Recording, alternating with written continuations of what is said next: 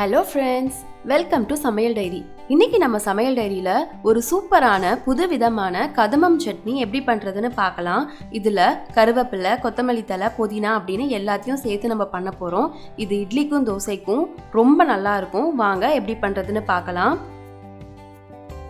ஒரு பேனில் 3 டீஸ்பூன் எண்ணெய் சேர்த்துக்கலாம். எண்ணெய் நல்லா காஞ்சிருச்சு. இப்போ இது கூட 6 வரமிளகாய் சேர்த்திக்கலாம். உங்களுக்கு காரம் கம்மியாக வேணும் அப்படின்னா நீங்கள் 5 வரமிளகாய் சேர்த்திக்கோங்க. மிதமான சூட்டில் ஒரு தடவை நல்லா இப்படி மிக்ஸ் பண்ணி விடுங்க.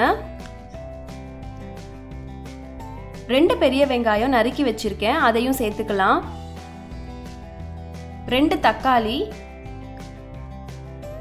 1 கைப்பிடி அளவு புதினா, 1 கைப்பிடி அளவு கருவேப்பிலை, 1 கைப்பிடி அளவு கொத்தமல்லி தழை. இது கூடவே தேவையான அளவு உப்பு கம்மியாக சேர்த்திக்கோங்க. வேணும் அப்படின்னா நம்ம அப்புறம் கூட சேர்த்துக்கலாம். இப்போ இந்த வெங்காயம் தக்காளி நல்லா வதங்கணும். மிதமான சூட்லேயே வச்சு நல்லா வதக்கி விடுங்க. ஒரு 2 நிமிஷத்தில் நல்லா வெங்காயமும் தக்காளியும் வதங்கிடும்.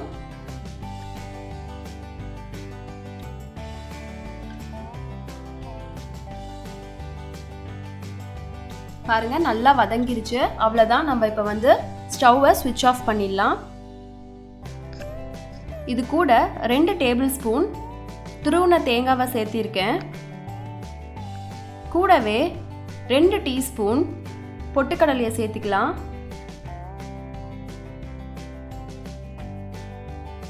இதை ஒரு தடவை நல்லா மிக்ஸ் பண்ணி வச்சிருங்க. இது நல்லா ஆறணும். ஆறின வாட்டி நம்ம இதை அரைச்சி எடுத்துக்கலாம். இப்போ நான் மிக்ஸி ஜாரில் மாற்றிக்கிறேன். தண்ணி ஊற்றாமல் இது மாதிரி நைஸாக அரைச்சி எடுத்துக்கோங்க. பாருங்கள், சட்னி எவ்வளோ க்ரீமியாக ரொம்ப சூப்பராக இருக்குல்ல பார்க்குறதுக்கே. இந்த சட்னிக்காகவே நீங்கள் 2 இட்லியை சேர்த்து சாப்பிடுவீங்க. அவ்வளோ நல்லா இருக்கும். கண்டிப்பாக ட்ரை பண்ணி பாருங்கள். இந்த வீடியோ உங்களுக்கு பிடிச்சிருந்தது அப்படின்னா சமையல் டைரிக்கு சப்ஸ்கிரைப் பண்ணுங்கள். Bye friends.